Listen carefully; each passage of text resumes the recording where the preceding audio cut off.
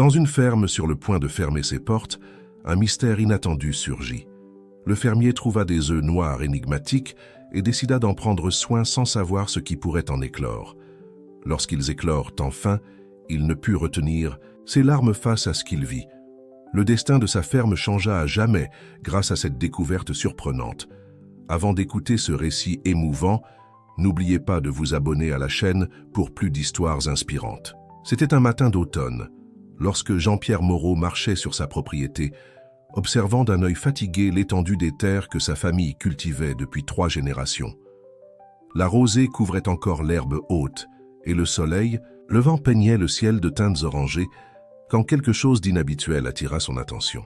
Éparpillés dans le champ, partiellement cachés dans la végétation, se trouvaient plusieurs œufs d'un noir profond et brillant, comme s'ils étaient faits d'obsidienne polie. Jean-Pierre, un homme d'une 50aine d'années, aux cheveux grisonnants et aux mains calleuses par le dur labeur, s'accroupit pour mieux examiner sa découverte. Les œufs étaient plus gros que ceux des poules ordinaires, avec une texture lisse et uniforme qui reflétait la lumière du soleil comme un miroir sombre. Son cœur s'accéléra en comptant 12 œufs parfaitement préservés. La ferme Espérance, comme était connue la propriété des Moreau, traversait des temps difficiles. Les coûts de production avaient explosé ces dernières années, tandis que les prix des œufs conventionnels s'effondraient en raison de la concurrence des grands producteurs industriels.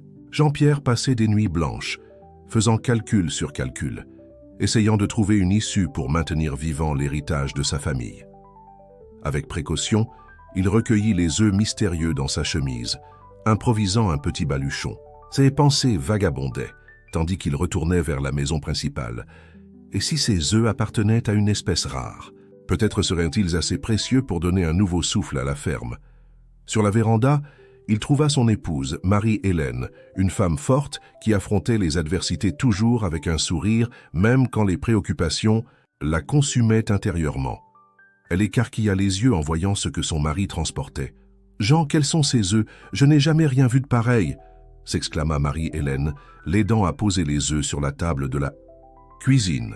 « Je n'en ai aucune idée, Hélène. Je les ai trouvés éparpillés près du ruisseau. As-tu déjà vu des œufs comme ça, tout noirs de cette façon ?» demanda-t-il, encore fasciné par sa découverte. Le couple passa toute la matinée à faire des recherches dans de vieux livres d'agriculture et d'élevage de volailles qu'ils gardaient dans la petite bibliothèque de la ferme. Ils consultèrent également quelques sites spécialisés sur leur téléphone portable, mais l'Internet instable de la zone rurale rendait difficile la recherche d'informations. Rien de ce qu'ils trouvèrent ne ressemblait à ces œufs énigmatiques. Ce fut Marie-Hélène qui suggéra d'utiliser la vieille couveuse, rangée dans la grange. L'équipement avait été utilisé des années auparavant, quand ils avaient tenté de diversifier la production avec des cailles, un projet qui n'avait finalement pas abouti. Jean-Pierre passa le reste de la journée à nettoyer et à ajuster la couveuse, vérifiant la température et l'humidité avec un soin extrême. « Tu penses que je suis fou, Hélène? Investir du temps et de l'énergie dans ces œufs alors que nous arrivons à peine à maintenir la production normale en fonctionnement ?» se demanda Jean-Pierre tout en installant le dernier œuf dans la couveuse. Marie-Hélène serra fermement la main de son mari. « Jean, parfois les plus grandes bénédictions arrivent déguisées en mystère. Tu te souviens quand ton père a trouvé cette couvée de poussins abandonnés? C'est justement elle qui a sauvé la ferme pendant la grande sécheresse de 1985. » Les paroles de son épouse apportèrent une lueur d'espoir dans les yeux fatigués de Jean-Pierre. Il sourit, se souvenant des histoires que son père racontait sur la façon dont de petits miracles avaient sauvé la ferme Espérance dans des moments critiques au fil des décennies. Dans les jours qui suivirent, le couple établit une routine rigoureuse de surveillance des œufs. Toutes les 3 heures, Jean-Pierre vérifiait la température et l'humidité de la couveuse, effectuant des ajustements minutieux quand nécessaire. Marie-Hélène tenait un journal détaillé de toutes les observations, notant tout changement, aussi minime soit-il. La nouvelle des œufs mystérieux se répandit bientôt dans la région. Quelques voisins proches vinrent voir la découverte de leurs propres yeux. Certains pensaient que c'était une perte de temps, d'autres pariaient que ce serait quelque chose d'extraordinaire. Le vieux Sébastien, qui habitait la propriété voisine depuis plus de 60 ans, jura qu'il n'avait jamais rien vu de semblable de toute sa vie. Le soir, Assis sur la véranda sous un ciel étoilé, Jean-Pierre et Marie-Hélène partageaient leurs rêves et leurs craintes. La ferme était de plus en plus difficile à maintenir, les dettes s'accumulaient et les acheteurs traditionnels réduisaient leurs commandes. Ces œufs mystérieux représentaient un dernier espoir, un fil ténu de possibilités de changement. « Tu sais, Hélène, » dit Jean-Pierre, contemplant l'horizon, « j'ai un pressentiment différent concernant ces œufs. C'est comme s'ils étaient apparus exactement quand nous avions le plus besoin d'un miracle. » Marie-Hélène serra la main de son mari, en silence. Elle aussi sentait que quelque chose de spécial allait se produire, mais préférait garder ses attentes enfouies dans son cœur. Des années de vie à la campagne lui avaient appris que la nature a ses propres mystères et son propre temps. Les semaines commencèrent à passer et l'anxiété augmentait chaque jour. Jean-Pierre avait commencé à dormir dans la petite chambre à côté de la couveuse, craignant qu'une panne d'électricité pendant la nuit puisse compromettre tout le processus. Son corps commençait à montrer des signes de fatigue, mais il refusait de diminuer sa vigilance sur les précieux œufs. Marie-Hélène observait avec inquiétude les cernes de plus en plus profonds de son mari, la façon dont il touchait à peine à la nourriture pendant les repas, totalement absorbé par ses pensées et ses calculs. Elle savait qu'il devait être patient, mais craignait aussi que l'obsession pour les œufs mystérieux puisse affecter la santé de Jean-Pierre. Par une nuit particulièrement froide, alors que le vent sifflait entre les arbres du verger, Jean-Pierre eut l'impression d'entendre un son différent venant de la couveuse. C'était comme un léger grattement, presque imperceptible. Son cœur s'emballa, mais il contrôla son anxiété. Il avait déjà connu de fausses alertes auparavant et ne voulait pas créer d'attentes précipitées. L'aube arriva avec un brouillard dense couvrant les champs de la ferme Espérance. Jean-Pierre se réveilla en sursaut, se rendant compte qu'il s'était assoupi à côté de la couveuse.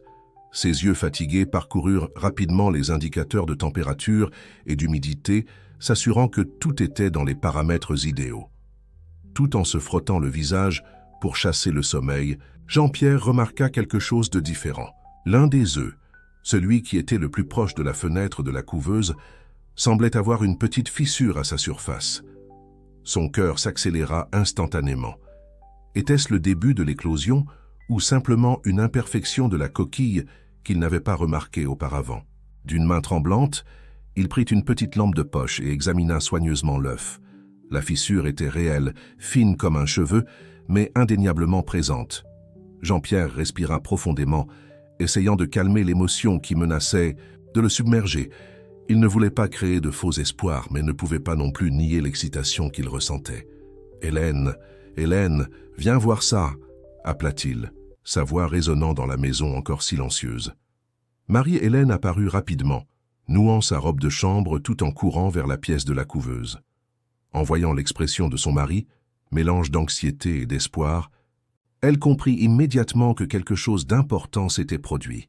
« Qu'y a-t-il, Jean? Un problème avec les œufs ?» demanda-t-elle, s'approchant avec prudence. Jean-Pierre montra l'œuf fissuré, expliquant sa découverte. Marie-Hélène se pencha pour mieux observer, ses yeux s'écarquillant en confirmant ce que son mari avait vu. « Mon Dieu, Jean, tu penses que ça commence ?» demanda-t-elle, sa voix contenant à peine l'émotion. « Je ne sais pas, Hélène, c'est possible, mais ça pourrait aussi prendre encore quelques jours. Ces œufs sont un mystère complet pour nous, » répondit Jean-Pierre, passant la main dans ses cheveux grisonnants. Le couple décida de maintenir une veille constante à partir de ce moment. Ils se relayaient par tour de 4 heures, toujours attentifs à tout changement dans les œufs. Marie-Hélène continuait de tenir le journal d'observation, maintenant avec des notes encore plus détaillées sur chaque mouvement ou son suspect. La nouvelle de l'éclosion possible se répandit rapidement dans la communauté. Les voisins commencèrent à apparaître plus fréquemment, apportant de la nourriture et s'offrant pour aider aux tâches de la ferme pendant que le couple se concentrait sur les œufs mystérieux. La ferme Espérance, qui vivait depuis si longtemps isolée dans ses difficultés, se retrouvait soudain au centre de l'attention de la région. Parmi les visiteurs les plus fréquents se trouvait Madame Zulmira, une dame de près de 80 ans, connue pour sa vaste connaissance des herbes et de sang. L'élevage des volailles.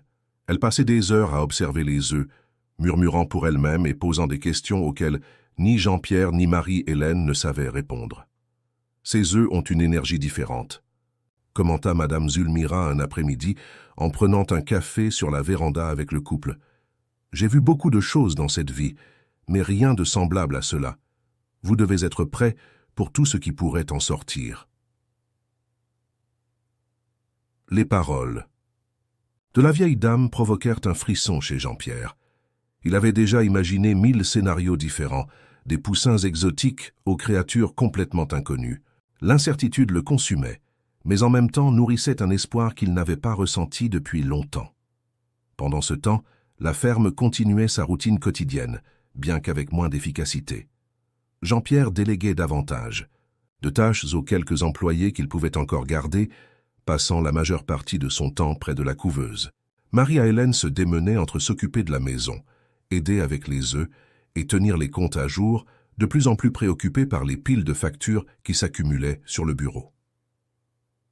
Une semaine s'écoula depuis l'apparition de la première fissure, et d'autres œufs commencèrent à montrer des signes similaires. L'attente grandissait à chaque heure, avec Jean-Pierre et Marie-Hélène pratiquement campés dans la chambre de la couveuse. Le sommeil était rare et l'anxiété palpable. C'est lors d'une aube particulièrement froide que le premier œuf commença enfin à se fendre vraiment. Jean-Pierre somnolait sur une chaise à côté de la couveuse quand un son aigu le réveilla. Il se leva d'un bond, renversant presque la chaise, et courut appeler Marie-Hélène. Le couple observa émerveillé, tandis qu'une petite fissure dans l'œuf s'élargissait lentement. De l'intérieur venaient des sons faibles mais déterminés, comme si la créature luttait pour sortir de son enveloppe. Jean-Pierre respirait à peine, ses yeux fixés sur l'œuf qui s'ouvrait lentement. Après ce qui sembla une éternité, mais qui en réalité ne fut que quelques minutes, un petit bec noir émergea de la coquille. Il était aussi sombre que l'œuf lui-même, brillant et parfaitement formé. Peu après, une petite tête couverte d'un duvet également noir apparut, suivie par un minuscule corps tremblant. « Mon Dieu, Jean, c'est un poulet ?» demanda Marie-Hélène, sa voix dépassant à peine un murmure. Jean-Pierre était sans voix. Le poussin qui venait de naître était complètement noir du bec jusqu'aux pattes. Ses yeux, quand ils s'ouvrirent enfin, étaient d'un rouge intense, presque hypnotique. C'était la créature la plus étrange et fascinante qu'il ait jamais vue de toute sa vie. « Je ne sais pas, Hélène. Je n'ai jamais vu une poule comme ça. C'est incroyable !» répondit Jean-Pierre, retrouvant enfin sa voix. Dans les heures qui suivirent, 3 autres œufs éclorent, chacun révélant un poussin identique au premier. Tous étaient complètement noirs, avec des yeux rouges brillants et une énergie surprenante pour des nouveau-nés. Jean-Pierre et Marie-Hélène pouvaient à peine croire ce qu'ils voyaient. La nouvelle des naissances se répandit comme une traînée de poudre dans la communauté. Bientôt, la ferme Espérance était pleine de visiteurs curieux, tous voulant jeter un coup d'œil au mystérieux poussin noir. Jean-Pierre dut improviser une zone isolée dans la grange pour protéger les fragiles créatures du tumulte. Parmi les visiteurs les plus intéressés se trouvait le docteur Robert Almeida, un vétérinaire à la retraite qui habitait dans la ville voisine. Il examina les poussins d'un œil expert, prenant de nombreuses notes et des photos avec son téléphone portable. « Jean, Marie-Hélène, avez-vous une idée du trésor que vous avez trouvé ?» demanda le docteur Robert, ses yeux brillants d'excitation. « Ce ne sont pas des poussins ordinaires. Par la coloration et les caractéristiques, je parierais qu'il s'agit de la race Ayam Semani, une des plus rares et précieuses au monde. » Le couple échangea des regards de surprise et d'incrédulité. Ayam Semani, il n'avait jamais entendu parler de cette race. Le docteur Robert expliqua qu'il s'agissait d'une poule originaire d'Indonésie, connue pour sa coloration totalement noire, qui allait au-delà des plumes, atteignant même les organes internes et les os. Ces oiseaux sont extrêmement précieux sur le marché des oiseaux exotiques. Un seul spécimen adulte peut valoir des milliers d'euros, continua le vétérinaire, contenant à peine son enthousiasme. La révélation tomba comme une bombe sur Jean-Pierre et Marie-Hélène. Soudain, ces œufs mystérieux qu'ils avaient retrouvés par hasard sur leur propriété pourraient être la solution à tous les problèmes financiers de la ferme. C'était presque difficile à croire. Dans les jours qui suivirent, les autres œufs éclorent également, donnant un total de 12 poussins sains et actifs. Jean-Pierre consacra tout son temps aux soins des petits oiseaux, suivant à la lettre les conseils du docteur Robert sur l'alimentation et la gestion appropriée pour l'espèce. Marie-Hélène, quant à elle, plongea dans des recherches sur la race Ayam Semani. Elle découvrit qu'en plus de leur valeur sur le marché des oiseaux exotiques, ces poules étaient considérées comme des symboles de chance et de prospérité dans certaines cultures. Elle ne pouvait s'empêcher de penser que cette découverte était peut-être plus qu'une coïncidence. Peut-être était-ce vraiment un signe de changement pour la ferme Espérance. La nouvelle des rares poussins noirs commença à se répandre au-delà de la communauté locale. Des journalistes de portails spécialisés en agroalimentaire prirent contact, voulant faire des reportages sur l'incroyable découverte. Des éleveurs d'oiseaux exotiques de tout le pays commencèrent à téléphoner, intéressés par l'achat des futurs reproducteurs. Jean-Pierre et Marie-Hélène se retrouvèrent au centre d'une tempête inattendue d'attention et d'opportunités. C'était excitant, mais en même temps effrayant. Ils savaient qu'ils devaient agir avec prudence pour ne pas mettre en péril l'avenir prometteur qui se dessinait devant eux. Un soir, assis sur la véranda comme ils en avaient l'habitude, le couple contemplait les étoiles et réfléchissait à l'incroyable revirement dans leur vie. « Tu crois à ce qui se passe, Jean ?» demanda Marie-Hélène, sa voix chargée d'émotion. « Il y a quelques semaines, nous étions au bord du désespoir, et maintenant ?» Jean-Pierre serra la main de son épouse, ses yeux brillants d'un mélange de gratitude et de détermination. « C'est comme si la ferme renaissait, Hélène. Tout comme ces poussins sont sortis des œufs, nous émergeons de temps difficiles vers un nouveau départ. » Le couple resta silencieux quelques instants, laissant la magnitude de tout ce qui se passait les envelopper. Le son des poussins, maintenant installés dans un espace spécialement préparé dans la grange, leur parvenait comme une douce mélodie d'espoir. « Demain, nous avons beaucoup de travail, » dit finalement Jean-Pierre. « Nous devons planifier comment nous allons gérer tout cet intérêt, comment nous allons étendre l'élevage. » Marie-Hélène acquiesça, un sourire déterminé sur son visage. « Nous ferons cela ensemble, comme nous l'avons toujours fait. La ferme Espérance va honorer son nom une fois de plus. » Tandis que le couple se retirait pour se reposer, les 12 poussins noirs dormaient tranquillement, inconscients de l'impact que leur arrivée avait causé. Dehors, la pleine lune baignait les champs de la ferme de sa lumière argentée, comme pour bénir le nouveau chapitre qui commençait à s'écrire dans l'histoire de la famille Moreau. L'aube à la ferme Espérance apportait avec elle une nouvelle énergie. Jean-Pierre et Marie-Hélène, bien que fatigués par les nuits mal dormies, se sentaient revigorés par l'espoir que les poussins noirs avaient apporté. Le couple savait qu'ils avaient devant eux un long chemin d'apprentissage et d'adaptation, mais ils étaient prêts à affronter chaque défi avec détermination. Tôt le matin, Jean-Pierre se dirigea vers la grange où les 12 poussins Ayam Semani étaient logés. En ouvrant la porte, il fut accueilli par une cacophonie de piaillements animés. Les petits êtres, complètement noirs, couraient d'un côté à l'autre, explorant leur environnement avec une curiosité infatigable. « Bonjour, petit » murmura Jean-Pierre, souriant en voyant la vivacité des oiseaux. Il commença la routine de soins, changeant l'eau et fournissant la nourriture spéciale recommandée par le docteur Robert. Pendant qu'il travaillait, Jean-Pierre remarqua quelque chose de curieux.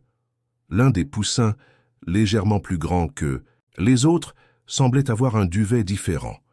Sous certaines lumières, ses plumes exhibaient un subtil éclat bleuté, presque imperceptible, mais indéniablement présent.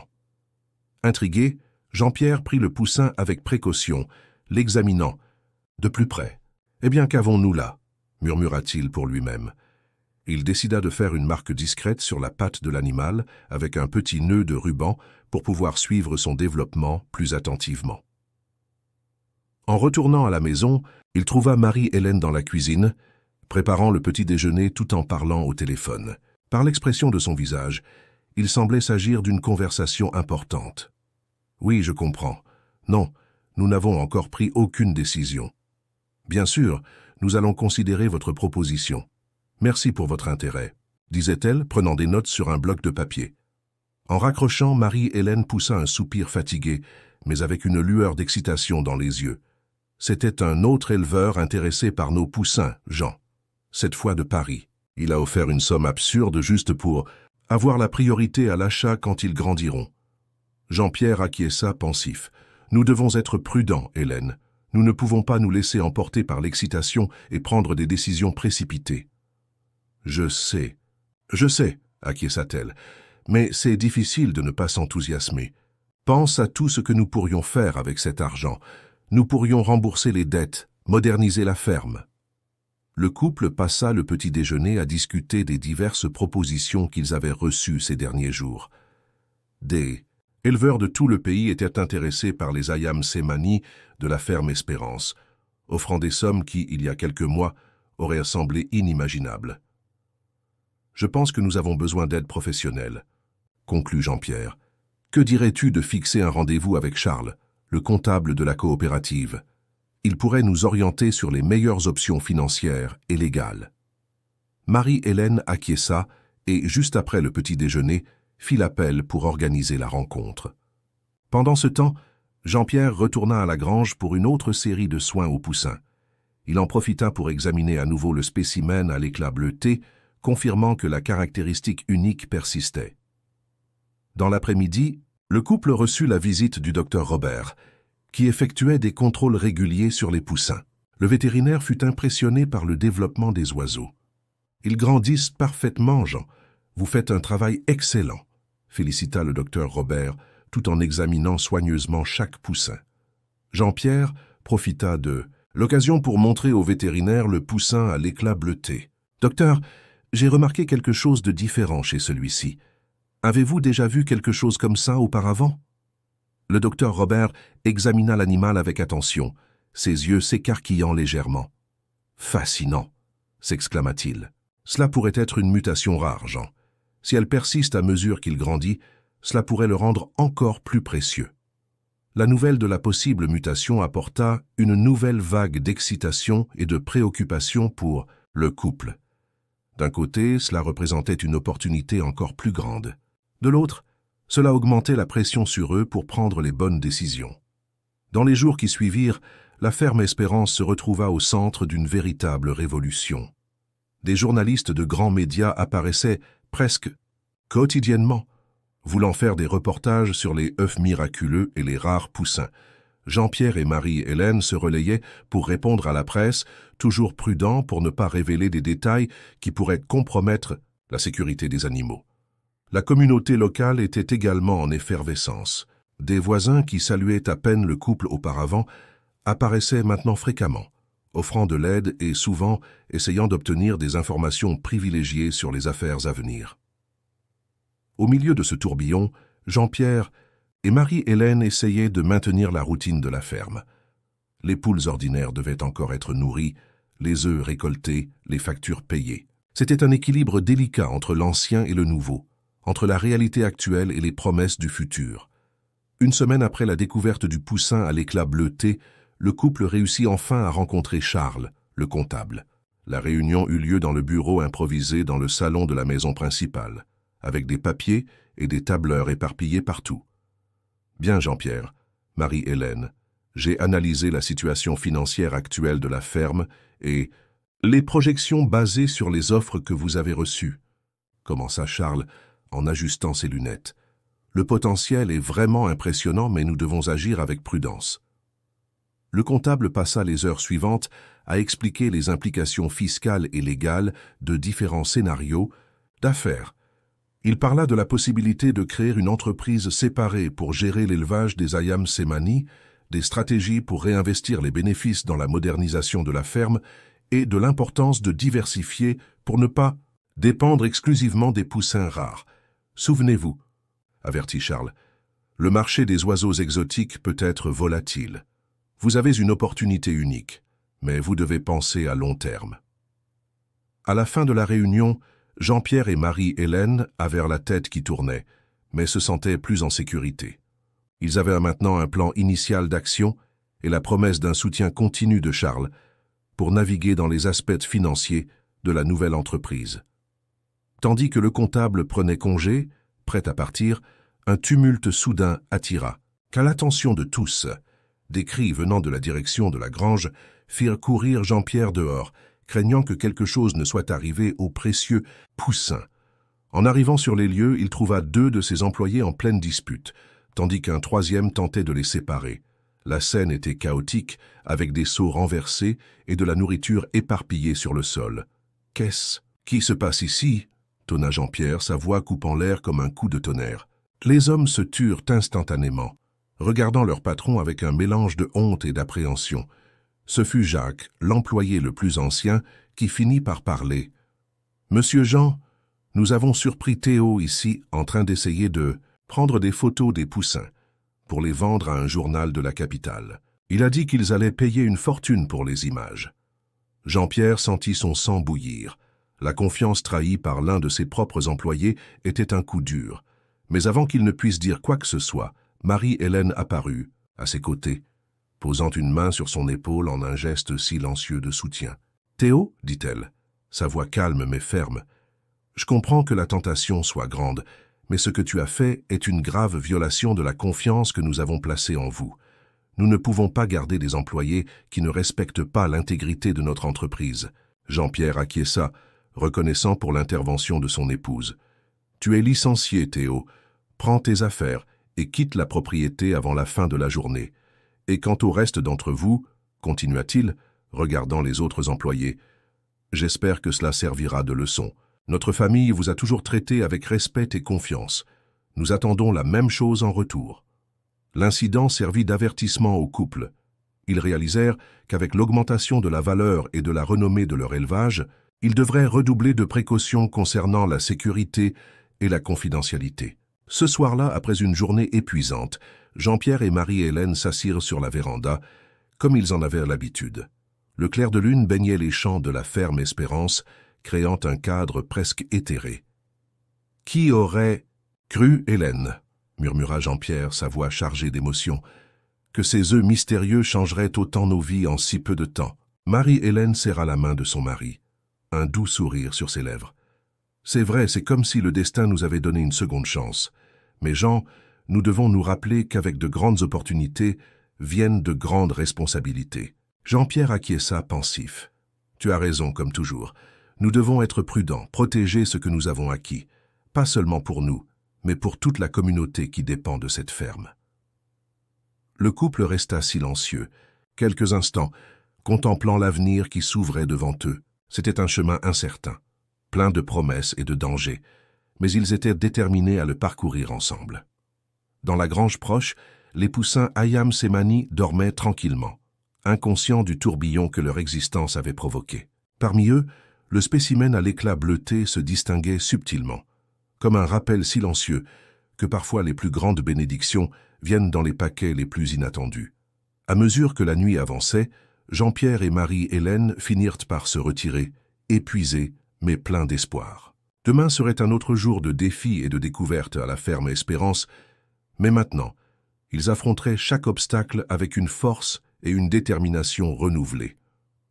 Les semaines suivantes apportèrent une transformation surprenante, non seulement pour les poussins Hayam Semani, mais pour toute la ferme Espérance. Jean-Pierre et Marie-Hélène se retrouvèrent plongés dans un tourbillon d'activités, équilibrant les soins aux oiseaux rares et la gestion de l'attention croissante qu'ils recevaient. Les poussins grandissaient à vue d'œil, leurs plumes, noires gagnant un éclat soyeux qui fascinait tous ceux qui les voyaient. Le spécimen au subtil reflet bleuté, affectueusement surnommé Saphir par Marie-Hélène, continuait à se démarquer parmi les autres. Son développement était suivi de près non seulement par le couple, mais aussi par le docteur Robert, qui faisait des visites régulières à la ferme. « C'est vraiment extraordinaire », commenta le vétérinaire lors d'une de ses visites, examinant Saphir avec attention. « La mutation devient plus évidente à mesure qu'il grandit. Cela pourrait marquer un tournant dans l'élevage des Hayam Semani. » Jean-Pierre écoutait avec un mélange de fierté et d'inquiétude. Le potentiel de Saphir était indéniable, mais il apportait également une responsabilité encore plus grande. « Docteur Robert, qu'est-ce que cela signifie concrètement pour nous ?» demanda-t-il. Le vétérinaire ajusta ses lunettes, pensif. « Eh bien, Jean, vous avez entre les mains non seulement un élevage rare, mais potentiellement une lignée unique. Cela pourrait ouvrir des portes pour la recherche génétique, l'amélioration de la race.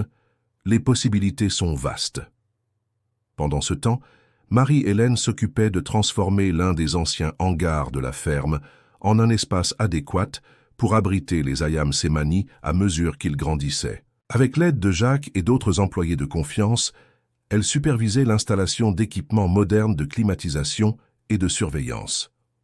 Nous devons nous assurer qu'ils aient le meilleur environnement possible, expliquait Marie-Hélène aux travailleurs. Chaque détail est important, de la température à l'éclairage. La nouvelle concernant la mutation de Saphir ne tarda pas à se répandre, attirant encore plus l'attention sur la ferme Espérance. Des éleveurs de tout le pays, et même de l'étranger, commencèrent à prendre contact, intéressés non seulement par l'achat des Ayam Semani, mais aussi par l'établissement de partenariats pour la recherche et le développement. Un après-midi, alors qu'ils examinaient les diverses propositions sur leur table, Jean-Pierre et Marie-Hélène reçurent un appel inattendu. C'était Louis-Henri Vauclair, un éminent chercheur en génétique aviaire de l'Université de Paris. « Monsieur Moreau, Madame Moreau, j'ai entendu parler de votre extraordinaire élevage d'Ayam Semani, en particulier du spécimen présentant la mutation de couleur, dit le professeur, sa voix chargée d'enthousiasme. J'aimerais proposer un partenariat de recherche. Je crois que nous pourrions être face à une découverte significative pour la science aviaire. » Le couple échangea des regards de surprise et d'excitation. La proposition du professeur Vauclair ouvrait un nouvel horizon de possibilités qu'ils n'avaient même pas envisagées. « Nous sommes honorés par votre intérêt, professeur, » répondit Jean-Pierre, essayant de garder son calme. « Mais j'avoue que cela dépasse un peu notre domaine d'expertise. Pourrions-nous fixer une réunion pour discuter des détails plus en profondeur ?»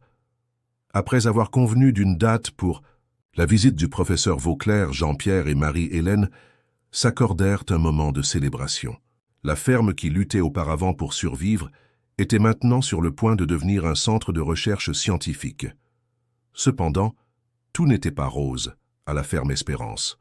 Avec l'augmentation de la réputation et de la valeur de leur élevage vinrent aussi les défis de sécurité. Jean-Pierre se vit obligé d'embaucher des gardiens pour patrouiller la propriété 24 heures sur 24, prévenant les tentatives de vol ou d'espionnage industriel. Une nuit, le couple fut réveillé par une alerte du système de sécurité récemment installé.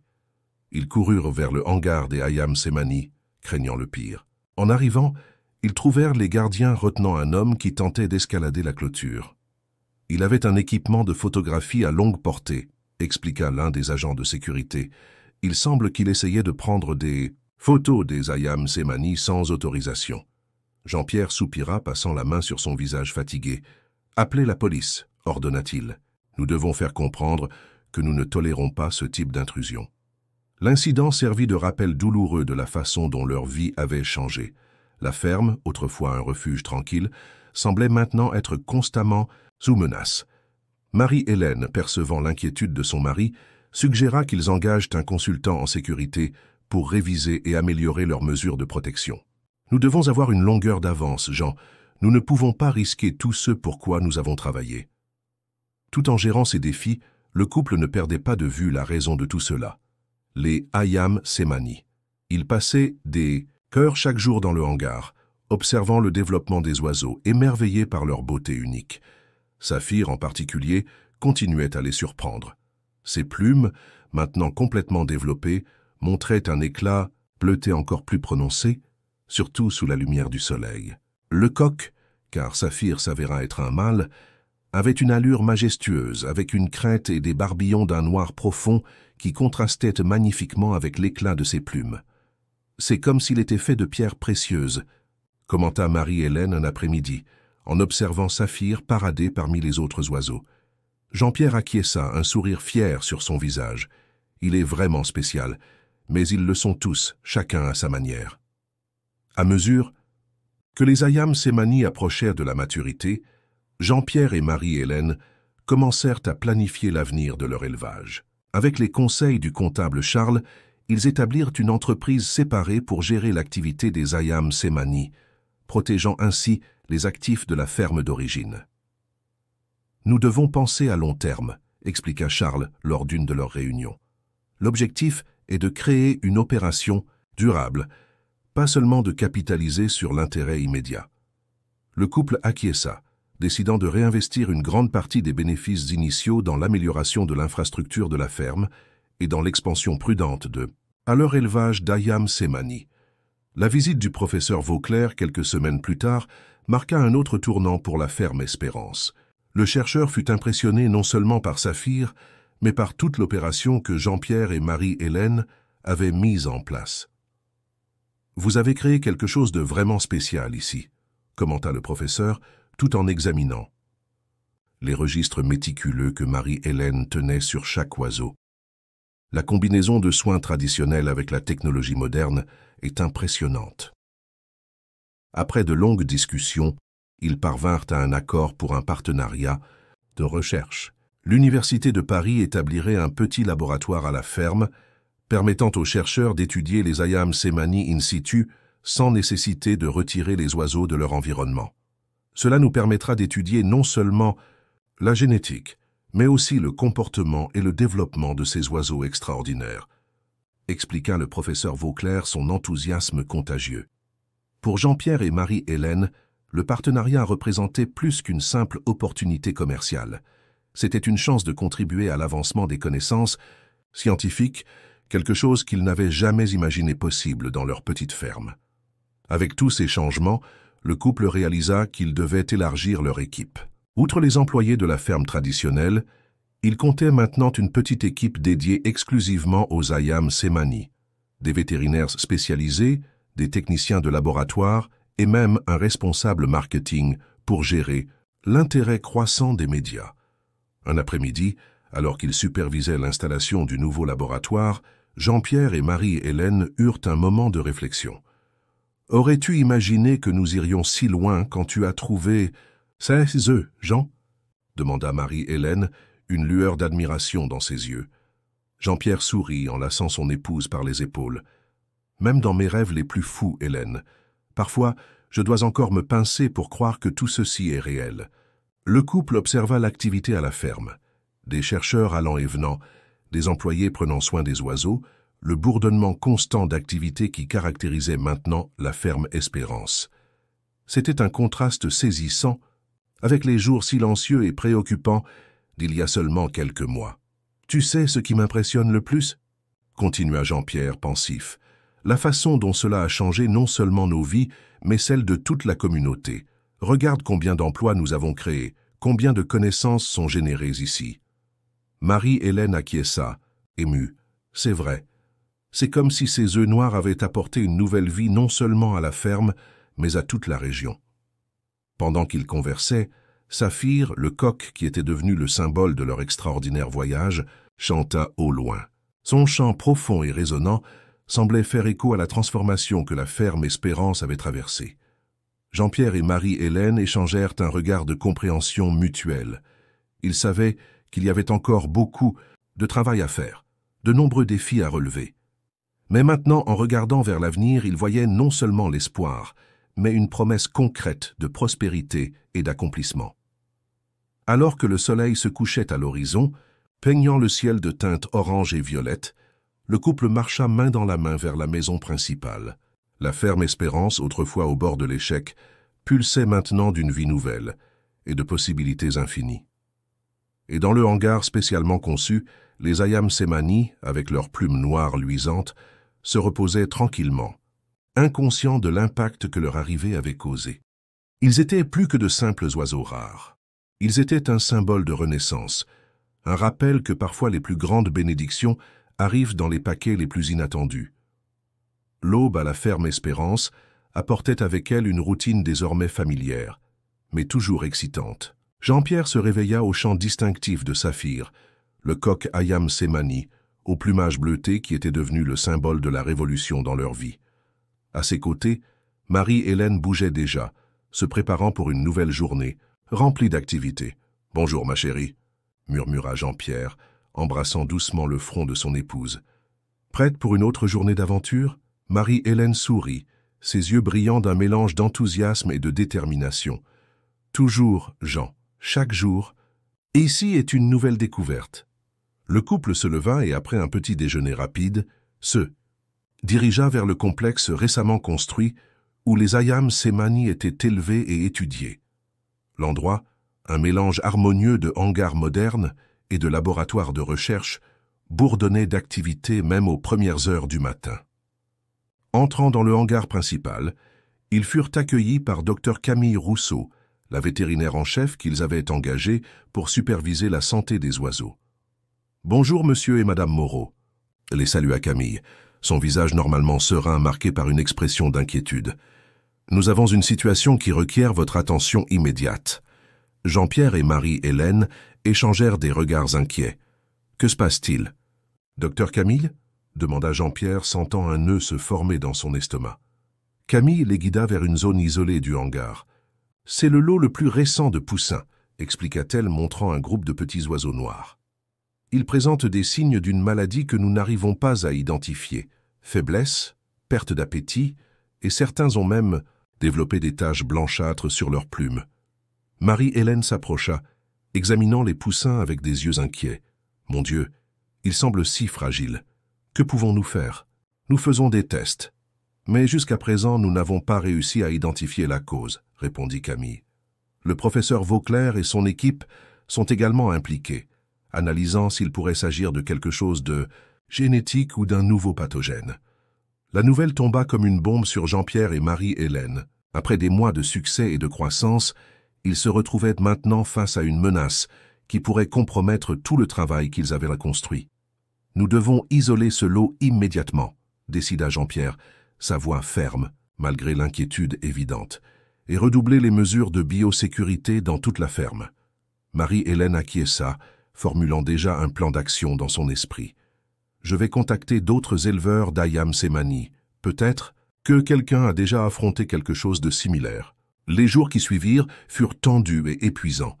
Jean-Pierre et Marie-Hélène dormaient à peine, partageant leur temps entre prendre soin des poussins malades, coordonner les recherches et maintenir le reste de l'opération en fonctionnement. Le professeur Vauclair et son équipe travaillaient sans relâche dans le laboratoire, analysant des échantillons et réalisant des tests génétiques. « Il pourrait s'agir d'une mutation imprévue, » expliqua-t-il lors d'une réunion. « L'ADN des Ayam Semani est unique, et il y a encore beaucoup que nous ne comprenons pas sur leurs particularités génétiques. » Entre-temps, la nouvelle de la maladie mystérieuse commença à se répandre, malgré les efforts du couple pour garder la situation sous contrôle. Des rumeurs et des spéculations circulaient librement, menaçant de ternir la réputation qu'ils avaient construite avec tant d'efforts. Un après-midi, alors que Marie-Hélène coordonnait une visioconférence avec des experts internationaux en maladies aviaires, Jean-Pierre reçut un appel préoccupant. « Monsieur Moreau, » dit la voix à l'autre bout de la ligne, « ici Richard Albert, de l'Association française des éleveurs d'oiseaux exotiques. Nous recevons des rapports alarmants concernant une maladie dans votre élevage d'Ayam Semani. Nous avons besoin d'éclaircissements immédiats. » Jean-Pierre sentit le poids de la responsabilité sur ses épaules. Il savait que la façon dont il gérerait cette crise pourrait définir l'avenir non seulement de leur ferme, mais potentiellement de tout l'élevage d'Ayam Semani en France. « Monsieur Albert, » répondit-il, gardant une voix calme, « je vous remercie de votre préoccupation. Nous faisons face à un défi, c'est vrai, mais nous prenons toutes les mesures nécessaires pour protéger nos oiseaux et ceux des autres éleveurs. J'aimerais vous inviter à visiter la ferme pour que vous puissiez voir par vous-même les protocoles que nous avons mis en place. » La visite fut fixée pour la semaine suivante, donnant à Jean-Pierre et Marie-Hélène un temps précieux pour se préparer. Ils travaillèrent jour et nuit, documentant chaque étape de leurs actions, depuis l'isolement initial jusqu'aux découvertes les plus récentes de l'équipe de recherche. Le jour de la visite, la ferme Espérance était impeccable. Jean-Pierre et Marie-Hélène accueillirent M. Albert et son équipe avec un mélange de professionnalisme et de transparence qui impressionna les visiteurs. « Comme vous pouvez le voir, » expliqua Marie-Hélène, tout en guidant le groupe à travers le complexe, nous avons mis en place des mesures de biosécurité de niveau hospitalier. Chaque secteur est isolé et nous avons des protocoles rigoureux pour les mouvements du personnel et des équipements. M. Albert observait, tout avec des yeux attentifs, posant des questions détaillées sur les procédures et les recherches en cours. À la fin de la visite, son expression était passée de l'inquiétude à l'admiration. « Monsieur et Madame Moreau, dit-il, je dois vous féliciter pour la façon dont vous gérez cette situation. Votre approche ne protège pas seulement vos oiseaux, mais établit une nouvelle norme pour toute l'industrie. » Le compliment apporta un soulagement momentané au couple, mais ils savaient que le défi était loin d'être terminé. Les poussins malades luttaient encore pour survivre, et la cause de la maladie restait un mystère.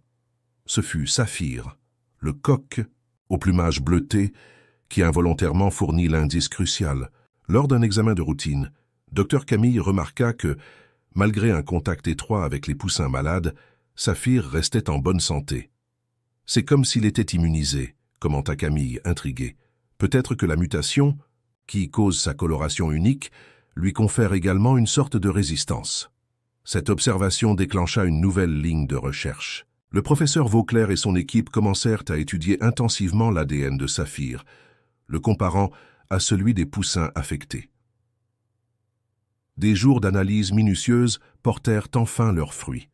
« Nous l'avons trouvé !» s'exclama le professeur faisant irruption dans le bureau de Jean-Pierre et Marie-Hélène un soir. La mutation de Saphir n'affecte pas seulement sa couleur, mais renforce également son système immunitaire. Et le plus important, nous avons découvert comment répliquer cet effet chez les autres Ayam Semani.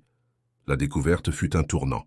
Avec les connaissances acquises, l'équipe développa un traitement qui non seulement guérit les poussins malades, mais promettait également de rendre les futures générations d'Ayam Semani plus résistantes aux maladies. Jean-Pierre et Marie-Hélène pouvaient à peine croire au retournement de situation. Ce qui avait commencé comme une catastrophe potentielle s'était transformé en une avancée scientifique significative. « C'est incroyable, Jean », dit Marie-Hélène, embrassant son mari, tandis qu'ils observaient les poussins rétablis courir dans le hangar. D'une certaine façon, affronter ce défi nous a rendus encore plus forts. Jean-Pierre acquiesça ému. « C'est vrai, Hélène. » Et dire que tout cela a commencé avec ces œufs mystérieux que nous avons trouvés dans le champ. L'histoire de la crise des Ayam Semani et sa résolution surprenante se répandirent rapidement, attirant encore plus d'attention sur la ferme Espérance. Des journalistes, des chercheurs et des éleveurs du monde entier voulaient reconnaître les miraculeux coqs noirs, et le couple qui avait transformé une ferme en difficulté en un centre d'innovation scientifique. La crise étant surmontée et de nouvelles perspectives s'ouvrant, Jean-Pierre et Marie-Hélène décidèrent qu'il était temps de franchir l'étape suivante. Ils organisèrent un symposium international sur l'élevage et la recherche d'oiseaux rares, avec la ferme Espérance comme siège. L'événement fut un succès retentissant. Des experts de divers pays se réunirent pour partager des connaissances, établir des partenariats et connaître de près l'extraordinaire élevage d'Ayam Semani de la ferme. Durant le discours de clôture, Jean-Pierre surprit tout le monde. Avec une annonce émouvante, c'est avec une grande joie que nous annonçons la création de la fondation Ayam Semani pour la recherche aviaire, déclara-t-il avec Marie-Hélène à ses côtés. Cette institution à but non lucratif sera dédiée à l'avancement des connaissances sur les oiseaux rares et à la promotion de pratiques d'élevage durable. L'annonce fut accueillie par une ovation enthousiaste. La ferme Espérance, qui quelques mois auparavant luttait pour survivre, s'établissait maintenant comme un phare d'innovation et de connaissances dans le monde de l'aviculture. Ce soir-là, après le départ du dernier invité, Jean-Pierre et Marie-Hélène marchèrent, main dans la main à travers les champs de la ferme. Arrivant jusqu'à l'endroit où il n'y a pas si longtemps, ils avaient trouvé les mystérieux œufs noirs. « Qui l'aurait cru, Hélène ?» réfléchit Jean-Pierre, regardant les étoiles, « que ces œufs changeraient nos vies de tant de façons. » Marie-Hélène sourit, serrant la main de son mari. C'est comme si l'univers nous avait donné exactement ce dont nous avions besoin, au moment opportun. Le couple resta silencieux quelques instants, absorbant l'ampleur de tout ce qu'ils avaient vécu et accompli. Au loin, le chant inconfondable de Saphir résonna dans la nuit, comme si le coq célébrait avec eux. « Que nous réserve l'avenir, Jean ?» demanda Marie-Hélène, sa voix mêlant curiosité et expectative. Jean-Pierre sourit, attirant son épouse plus près. « Je ne sais pas, mon amour, mais si c'est aussi extraordinaire que ce que nous avons déjà vécu, j'ai hâte de le découvrir. » Tandis qu'ils retournaient vers la maison, le couple savait que peu importe ce que le destin leur réservait, ils l'affronteraient ensemble, avec le même courage et la même détermination qui les avait amenés jusqu'ici. La ferme Espérance, autrefois au bord de l'échec, était maintenant un symbole de renaissance et de possibilités infinies, tout cela grâce à une poignée d'œufs noirs et mystérieux trouvés lors d'un matin ordinaire.